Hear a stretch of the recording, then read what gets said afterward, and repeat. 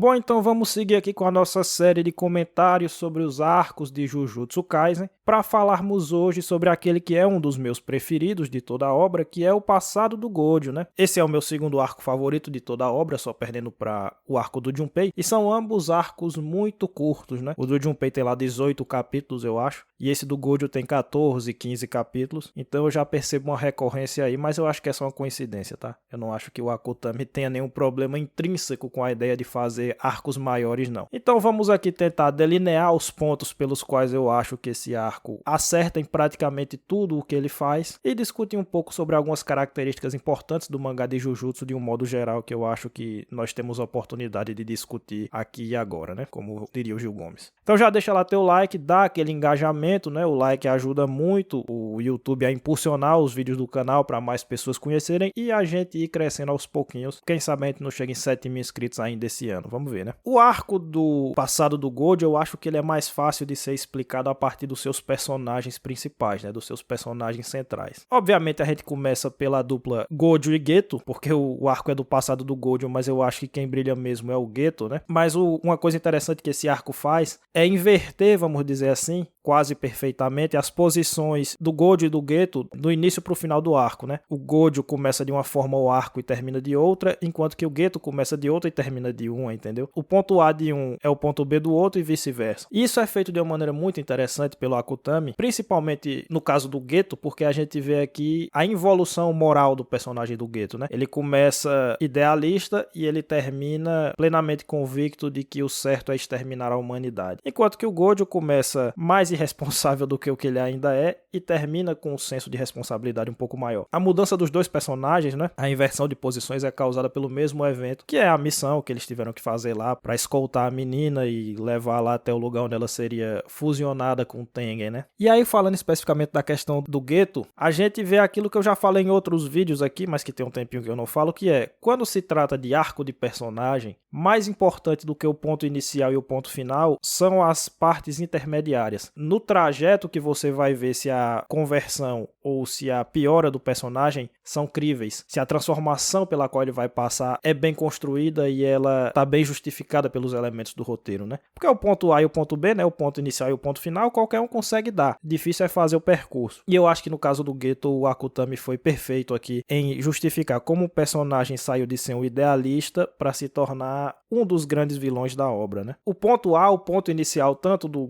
Geto quanto do Gojo, é colocado logo no início do arco, quando eles começam a ficar batendo boca um com o outro acerca do papel do feiticeiro Jujutsu na sociedade, né? O Geto tem uma posição mais heróica, mais manualesca mesmo, mais idealista, que é a de que o feiticeiro, sendo forte, sendo um indivíduo poderoso, ele tem que utilizar os seus poderes para proteger os mais fracos, ele tem que velar por aqueles que estão abaixo e enfrentar aqueles que colocam em perigo a sociedade e o bem-estar das pessoas que não têm como se defender de certos perigos. Então, o mais forte tem como missão proteger e ajudar os mais fracos, uma perspectiva heróica clássica. Enquanto que o Gojo, apesar de ser um personagem bem despretensioso, né, ele é lá molecão, não sei o que, não quero saber de nada, isso aqui é tudo um saco, mas de alguma forma um pouco indireta, ele reflete um certo nietzschianismo, vamos dizer assim, porque ele diz, tem uma frase que ele diz que é a de que essa coisa de ficar enchendo o Jujutsu, né, a magia e os usuários de magia de regulações e de limites, é uma imposição dos fracos para cima dos fortes. Porque o cara que é forte, em tese, ele poderia fazer o que ele bem entendesse. E aí a maneira que o fraco utilizou para limitar o forte é colocar essas regulações, essas leis de como pode ou não pode ser usado a magia naquele mundo e tal. E o Gojo é meio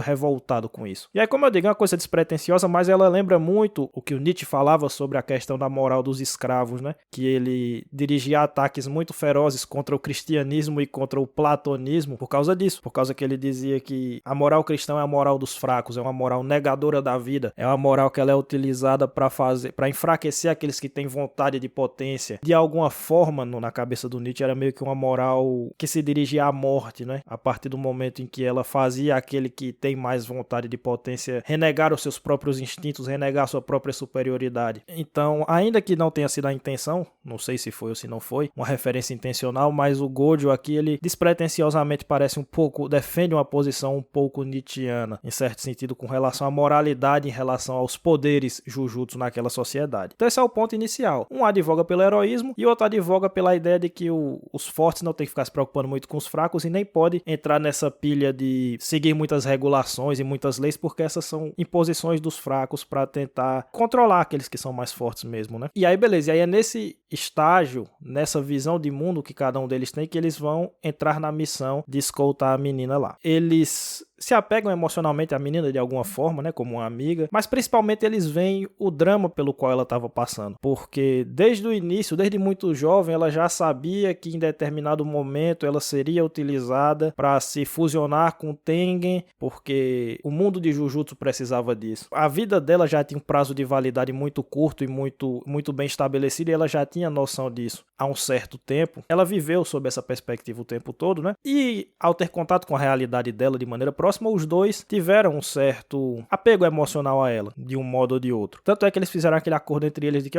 chegar no último momento ela não quiser fazer a fusão, ela não quiser se juntar ao Tengen, a gente leva ela embora e a gente peita, a gente briga com todo mundo para garantir que a segurança dela, para garantir a tranquilidade dela. Porque isso é uma maneira de demonstrar que eles sentiram o peso do drama existencial da menina, né? E isso é importante porque é a morte da menina o primeiro grande evento que vai fazer o Geto meio que despirocar, né? Então ele se apegou emocionalmente à menina de alguma forma, a menina morreu de uma maneira brutal, e aí o Geto percebeu, descobriu, o que seja, que ela morreu por causa daquela religião, né? Da religião que existia ali naquele mundo, de que o Tengen não poderia se juntar com ninguém para manter a pureza dele, uma pureza falsa, uma pureza inventada mesmo. E aí existe uma cena muito importante na qual o Geto nem está presente, mas que nós leitores presenciamos, que é a cena na qual aquele representante da religião tá lá falando com o Toji, né? Quando o Toji vai entregar o corpo da menina, e ele tá lá falando com o Toji, e ele explica, e a gente percebe que fica implícito ou até explícito que a morte da menina era muito importante para fins de manipulação das massas, manipulação dos fiéis. O cara diz, né,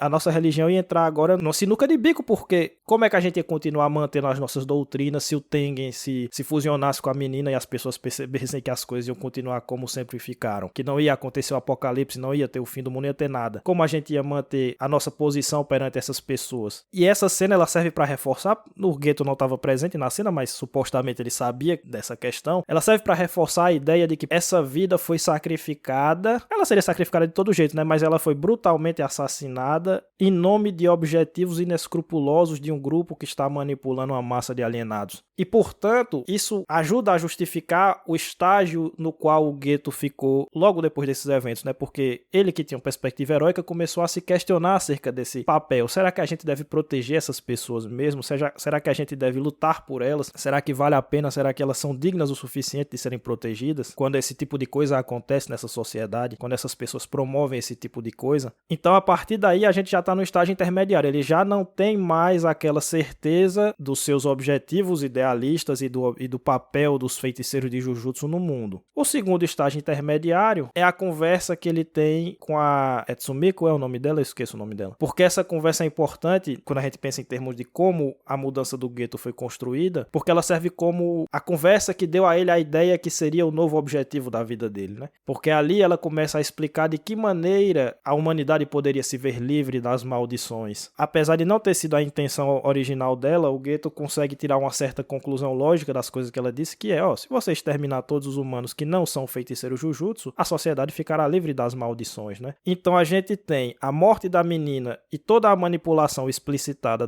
do grupo religioso como sendo uma justificativa para o Geto começar a se questionar acerca da sua própria visão de mundo. A conversa com a Tsumiko serviu para que ele adquirisse um novo objetivo na sua vida, ou pelo menos para que isso começasse a fazer parte do seu horizonte de consciência, porque naquele momento ele não estava plenamente convencido de que era isso que ele deveria fazer, mas já foi colocado uma fagulhinha ali na mente dele. O terceiro passo foi a morte do Haibara, né? Que era um moleque lá, não era idealista porque ele não pensava muito nessas coisas, como ele mesmo diz, mas ele era empolgado com o trabalho de Jujutsu, era um cara muito amistoso, um cara da hora, que morreu numa missão lá qualquer, de uma maneira meio fútil, e aí isso fez o Geto entrar um pouco mais em parafuso ainda, né, começar a perder amigos, começar a perder pessoas com as quais ele se dava bem. Então, será que ao final dessa estrada eu só vou encontrar os corpos dos meus companheiros, né? É uma pergunta que ele se faz. E, obviamente, o gatilho final para a mudança dele, que aí fez ele despirocar de vez, foi aquela missão que ele teve que fazer naquela vila, onde as pessoas simplesmente começaram a culpar todas as desgraças que aconteciam ali em duas crianças que eles julgavam amaldiçoadas, né? E eles maltratavam essas crianças, eles espancavam essas crianças, eles mantinham essas crianças presas em um cárcere privado, enfim. Então ali o gueto basicamente entrou em contato com o pior lado do ser humano, o pior lado do homem comum, que ele tanto achava que deveria ser defendido e que faz atrocidades muitas vezes motivado pela sua ignorância, né? E aí ele é implacável, ele não quer saber se é criança, ele não quer saber se é mulher, ele não quer saber se é velho, ele não quer saber nada. Se ele volta as suas armas para um certo alvo que ele diz que é o culpado de todas as mazelas que a sociedade ou que a vila ou que as pessoas estão passando, ele vai ser implacável com essas pessoas e era isso que acontecia. Mesmo com o gueto percebendo que aquelas crianças eram só crianças normais e inocentes e tentando explicar isso para as pessoas não queriam saber, né? Elas estavam com a mente fechada pela ignorância delas. Então, quando você soma todos esses elementos, você compreende perfeitamente, não quer dizer que se justifique, né? Mas se você compreende perfeitamente como é que o gueto virou o vilão, como é que o gueto começou a querer exterminar os humanos. Ele viu o lado mais sombrio dos humanos, ele chegou à conclusão de que não valia a pena lutar por aquelas pessoas e ele foi ficando desgastado da rotina dele enquanto feiticeiro de Jujutsu, né? E além disso, ele conseguiu ter um propósito novo que supostamente ia levar a uma melhora da humanidade, né? Exterminando os seres humanos. Então,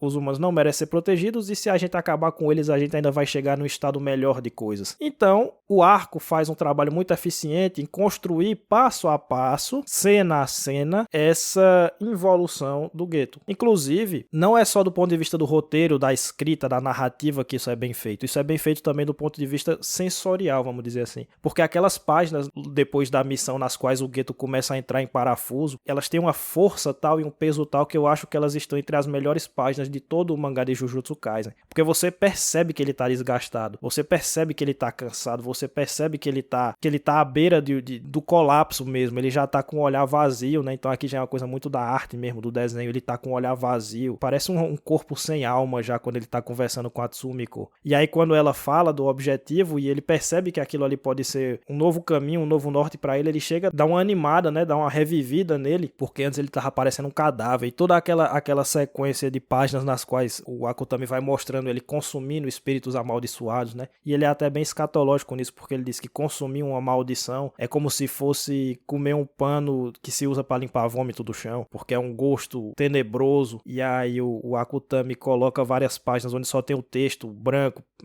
com fundo branco, com fundo preto, com fundo branco, com fundo preto. São páginas que elas carregam um peso emocional, um peso sensorial mesmo, acho que o termo é esse. Você sente o peso da coisa. Só isso aqui já foi magistral por parte do arco, né? Porque na escrita tá tudo muito correto do porquê que um indivíduo deixou de ser um idealista para ser um vilão, mas você sente o peso das coisas também. Então quando ele chega naquela missão final, que é onde ele vai despirocar, ele já tá no limite do limite e aí ele ainda tem que presenciar aquela cena. Isso também torna mais crível a transformação pela qual ele passou, porque você já sabe que ele já tá assim na beira do precipício e aí ele ainda tem que ter a experiência que ele teve naquele vilarejo. Então o trabalho feito com o Geto aqui é magistral. Com o Gojo o trabalho é um pouquinho mais simples, o que é uma ironia, porque é o passado do Gojo, o arco, mas ainda assim ele é crível, né? O Akutami se dá o trabalho de colocar cenas nas quais o Gojo se diverte com a menina, então a gente percebe que ele teve um apego emocional também com ela, um apego afetivo com ela, de uma amiga, sei lá, uma irmã mais nova, qualquer coisa desse tipo, e ele não está presente na hora que ela morre, mas ele sabe de todo o contexto, ela morre por causa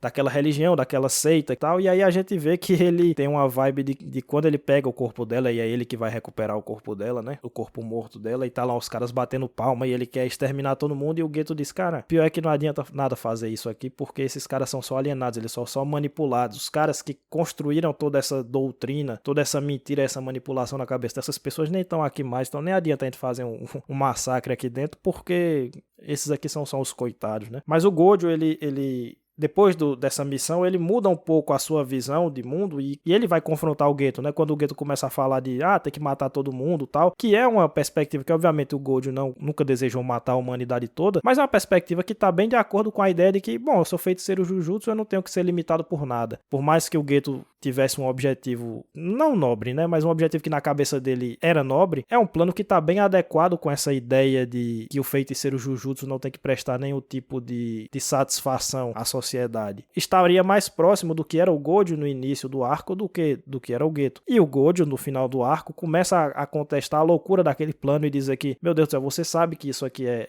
insanidade, você sabe que isso aqui não pode ser feito. Como eu disse, eles inverteram seus papéis, né? Apesar de que o Gojo nunca virou um herói tradicional, ele sempre continuou sendo mais ou menos irresponsável, mas ele passou a ser muito e muito mais responsável do que o que ele era no início desse arco. E ele começou a entender o seu papel enquanto feiticeiro Jujutsu e ele frustrado, ele conversa com o Yaga no final do arco de que, por mais poderoso que eu seja, eu só consigo salvar quem quer ser salvo, né? Eu só consigo salvar quem se permite ser salvo. E isso vale principalmente pro Geto no diálogo que eles tiveram, mas isso demonstra que o Gojo também já tem outra mentalidade em relação ao que ele tinha no início do arco. Então, o evento traumático da morte da menina do jeito que aconteceu serviu para modificar os dois personagens principais dessa saga aqui. E claro, o Gojo evolui enquanto guerreiro também, ele à beira da morte, ele começa a entender os fundamentos do Jujutsu um pouco melhor, e aí ele consegue usar o vermelho e depois o roxo, enfim, ele tem toda essa questão também, né? Mas o mais importante é a evolução moral pela qual ele passa. E aí tem o Toad, né, que é um dos personagens principais desse arco também, é o grande antagonista desse arco. Imagino que seja um dos personagens mais queridos da série, porque ele tem aquilo que a gente falou o tempo inteiro, ele tem a estética da ação, né? Ele é muito massa, velho. O estilo de luta dele é muito brutal e proporciona, né, propicia coreografias muito bem feitas nas lutas de Jujutsu, na luta que ele tem contra o Gojo, nas duas, na verdade. E o fato de ele não ter energia amaldiçoada, mas mesmo assim conseguir guerrear, conseguir lutar contra os mais poderosos, só o torna um personagem ainda mais massa, velho, e portanto ainda mais gostável pro público do gênero de ação. Mas para além disso, ele ainda tem um pequeno subtexto, que é aquela coisa que as pessoas gostam muito de dizer, né, de que Jujutsu tem muitas referências ao budismo, muitas mensagens budistas. E eu não sou nenhum sabedor de budismo, não sou nenhum especialista nem nada do tipo,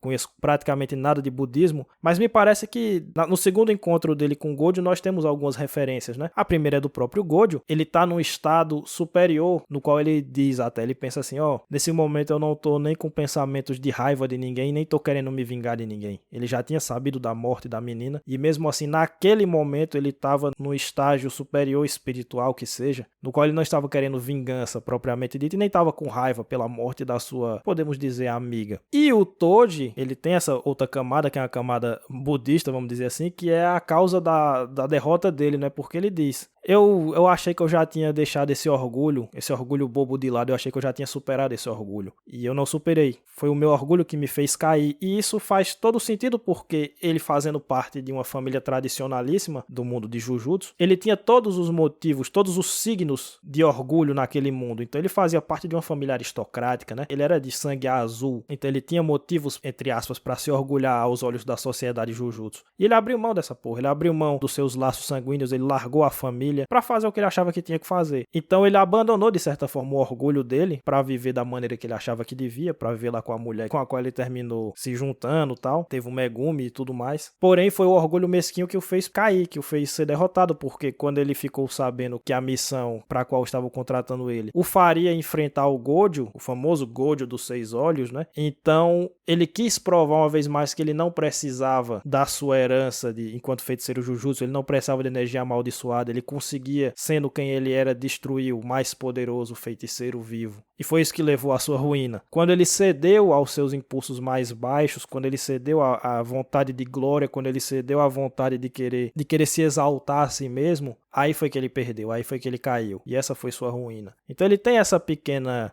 camada que é interessante e que flerta com o budismo de maneiras óbvias, né? Porque o budismo prega o desapego a essas questões, todas essas questões ligadas ao ego, né? Desejo de glória, orgulho, essas coisas todas que são ligadas à autoexaltação. O budismo prega que as pessoas abandonem essas coisas, que as pessoas não sejam mais guiadas por esse tipo de paixão, vamos dizer assim. E era nesse estado mental que o Gojo estava quando enfrentou o Toji, porque ele já não estava guiado por um espírito de vingança e nem nada desse tipo, né? E nem pela raiva, enfim. Ele estava mais pleno ali naquele momento. Então tem essa questãozinha interessante e, para além disso, o Toji é um personagem muito legal, muito massa velho, né? E a outra personagem central desse arco é a própria menina, claro, a Amanai, que ela lembra muito o Junpei em vários aspectos, né? Não necessariamente na discussão que que é travada em relação a ela, porque são discussões diferentes. O Junpei era uma coisa muito de bullying e tal, e ela não. Mas a questão dela é muito a temática da solidão que é trabalhada com ela, né? Desse drama de ela saber que, muito jovem, ela seria utilizada numa missão que ela não escolheu,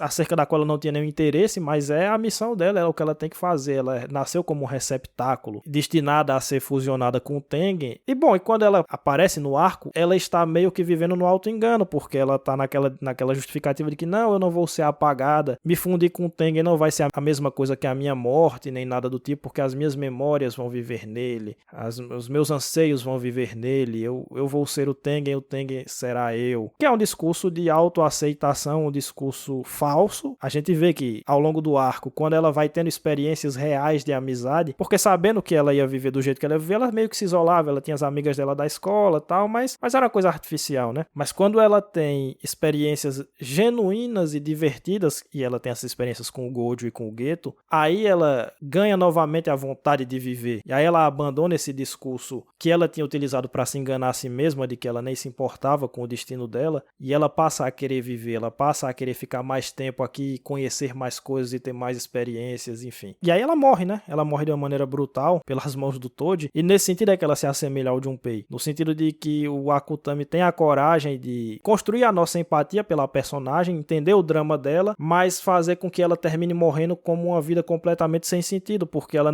nem cumpriu a missão que ela tinha, supostamente o destino dela, e também nem fez o que ela queria, nem viveu para conhecer a felicidade, para ter as experiências que ela queria ter tido. Então a vida dela foi basicamente sem propósito, principalmente porque mesmo com a morte dela, o Tengen deu lá seu jeito e o mundo não acabou. Então assim, realmente ela foi só um peão no meio daquele tabuleiro todo, considerando a sociedade de um modo geral, porque para aquela religião que encomendou a morte dela, ela era só um obstáculo, ela não tinha valor enquanto ser humano, e para o mundo de Jujutsu também, porque a importância que ela tinha era só instrumental, e depois arranjaram outro instrumento, arranjaram uma maneira de contornar o fato dela não ter se fundido com o Tengen, e a vida seguiu. Então ela era só mais uma, e a vida dela foi sem propósito. A vida dela só teve propósito pro Geto, pro Gojo e para aquela empregada que vivia com ela lá. Então é uma história triste, é uma história pesada, é uma história amarga, e que o Akutami teve a coragem de construir. Então nesse sentido ela se assemelha ao Junpei. E isso nos leva a discutir uma questão que a gente já vem trabalhando em vídeos anteriores, que é a questão da quebra de expectativa. Porque Jujutsu Kaisen adora fazer, né? O Akutami adora fazer a quebra de expectativa. E aí a gente tem que entender que às vezes ele faz isso bem e às vezes ele faz isso mal. E eu acho que nesse arco nós temos exemplos de uma coisa e de outra. O exemplo no qual ele faz isso mal, e aí eu já vou tirar logo da frente, que eu acho que é a única coisa que eu tenho a reclamar desse arco, mas é uma pequena reclamação, um pequeno detalhe, é o fato de que novamente ele fez aquilo que eu reclamei no arco passado, no arco do festival, que é a história de ele flertar com a estrutura de roteiro e descartá-la logo em seguida sem fazer nada com ela, sem fazer com que ela gere nenhum tipo de fruto. E aqui nesse arco, isso se dá porque ele novamente suscitou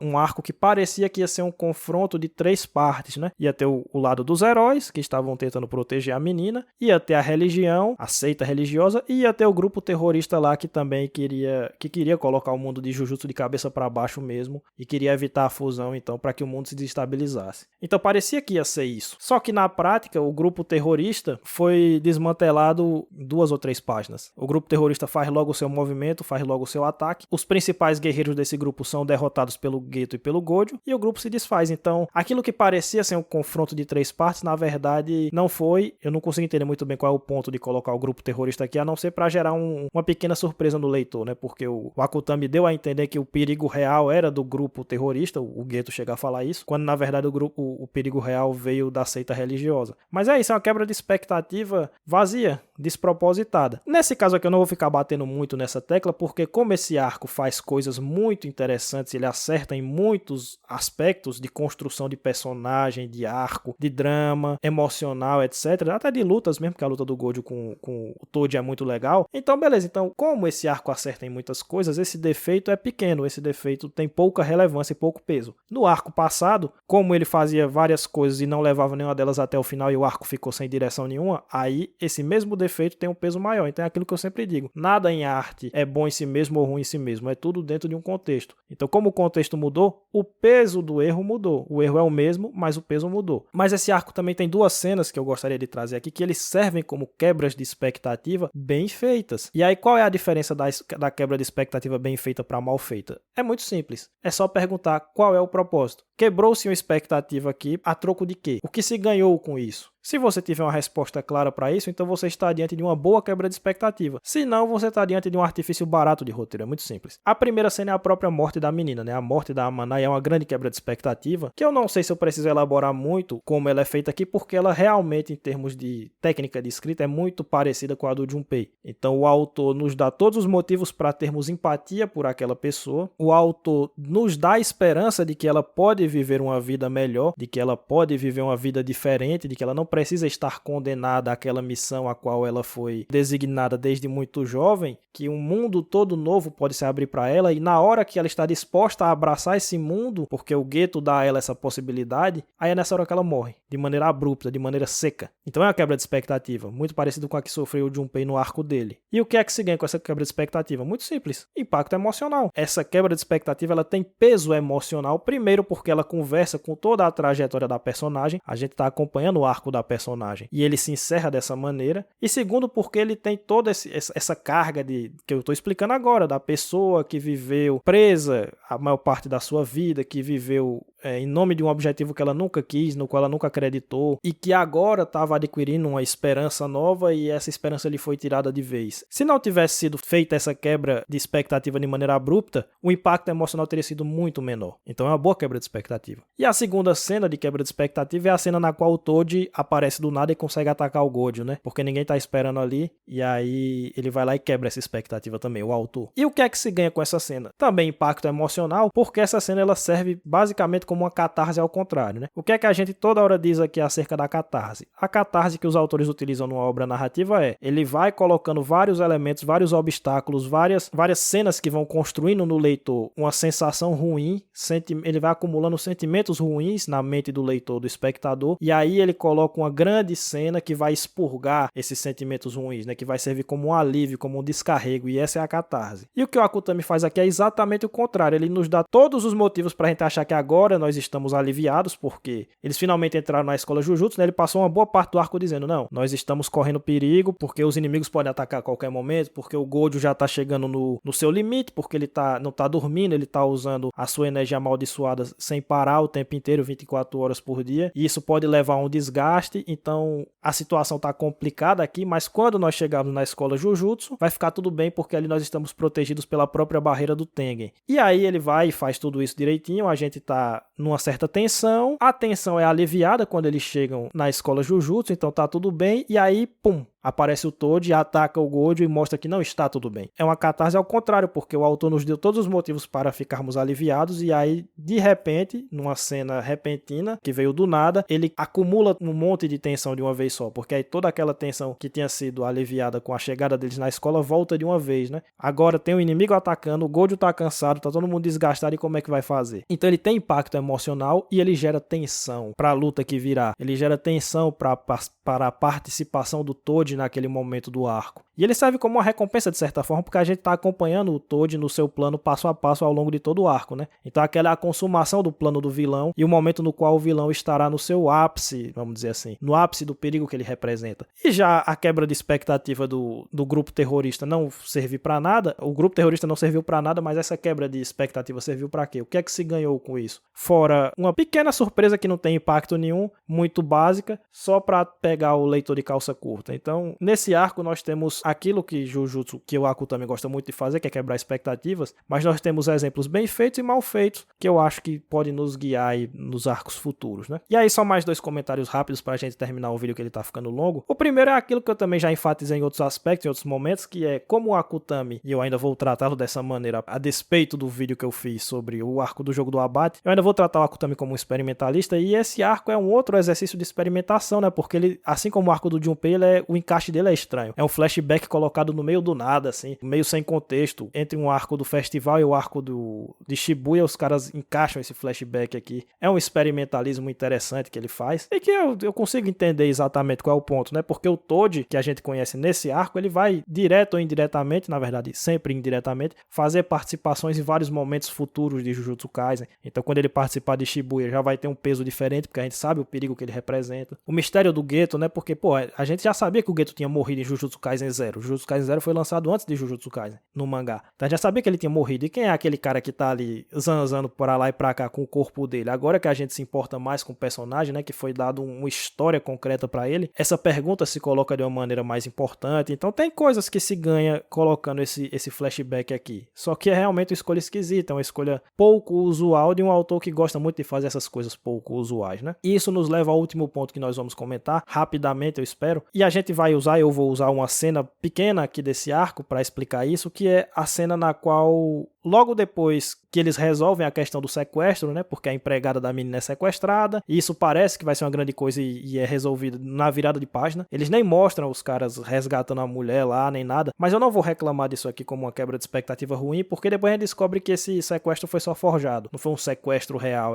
o plano era outro, na verdade. Então beleza, tá tudo certo. Só que aí, uma decisão interessante, que é também uma inversão que o Akutami faz aqui, é a seguinte: normalmente o que um autor normal teria feito era mostrar os caras indo resgatar a empregada, explicar qual vai ser o plano que vai ser seguido, passo a passo, para a gente ver como é que eles conseguiram resolver esse problema, né? Colocado um conflito, o conflito tem que ser resolvido e nós vamos ver o conflito sendo resolvido e vai ser explicado como o conflito vai ser resolvido. Só que o Akutami faz aqui, ao invés disso, é o contrário. Ele não mostra a empregada sendo resgatada e depois que ela já foi resgatada, ele bota os personagens para explicarem o plano que já tinha acontecido, explicarem retroativamente o plano. E essa é uma inversão muito estranha de um autor que gosta de fazer as coisas de maneira muito estranha. Esse é o ponto que eu quero falar. Mas é importante a gente ver que ele já fazia isso em momentos muito anteriores do mangá, porque, por exemplo, nesses últimos capítulos aqui, isso aconteceu. Depois da luta contra o Sukuna, nós tivemos um infame capítulo no qual os personagens só ficaram discutindo as estratégias. Ah, por que você fez isso? Por que você não fez aquilo? Por que não foi o Yuta? Por que não foi não sei quem? E muita gente achou estranho e disse, pô, pra que esse capítulo? Qual que é desse capítulo aqui? Discutindo as estratégias de uma luta que já passou. Não tem pra que fazer isso. Mas a verdade é que o Akutami sempre fez isso. E essa cena prova, né? No passado do Gojo já tem uma parada dessa. Em vez dele mostrar o plano sendo discutido enquanto o plano está sendo feito, ou antes do plano ser colocado em prática, ele já mostra o depois, e depois os personagens começam a explicar como é que eles fizeram um plano que ele não se deu o trabalho nem de mostrar sendo executado. Isso não é um defeito não, tá? Isso aí eu só tô explicando que é uma característica da obra. Isso vai nos levar ao ponto que eu queria chegar trazendo isso aqui, que é, eu falei no vídeo passado e falei no vídeo quando eu mencionei o arco do jogo do abate, que muitos dos poderes de Jujutsu Kaisen são complexos de maneira desnecessária. Ele coloca um monte de regrinha, um monte de explicação, isso acontece com o Black Flash também, mas os efeitos práticos daquele poder são muito simples de entender. Então o Black Flash tem toda uma explicação, mas na prática ele é um critical hit.